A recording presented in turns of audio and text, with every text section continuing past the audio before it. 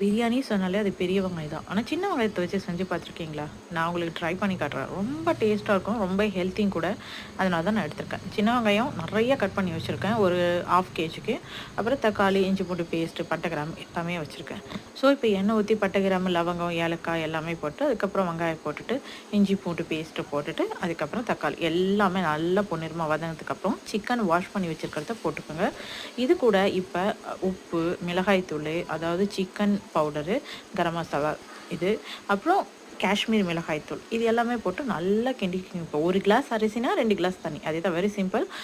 நான் 2 கிளாஸ் அரிசி வச்சிருக்கேன். ஸோ 4 கிளாஸ் தண்ணி வச்சு நல்லா கொதிக்க வச்சுட்டு, அதுக்கப்புறம் அரிசிய கழுவி போட்டு தம் கட்டி இறக்குனா பிரியாணி ரெடி. ஆனா நீங்க இறக்குறதுக்கு முன்னாடியே நெறைய கொத்தமல்லி போடுவீங்க. ஆனா ஸ்பெஷலு நம்ம தம் கட்டுறதுக்கு முன்னாடி கொஞ்சம் கொத்தமல்லி, புதினாவும் போட்டுட்டு அப்படியே மூடிட்டோன்னா ரொம்ப டேஸ்ட்டா இருக்கும். அந்த ஸ்மெல் வந்து பயங்கரமா இருக்கும். மறக்காம நெய் ஊத்தி இறக்குங்க. மறக்காம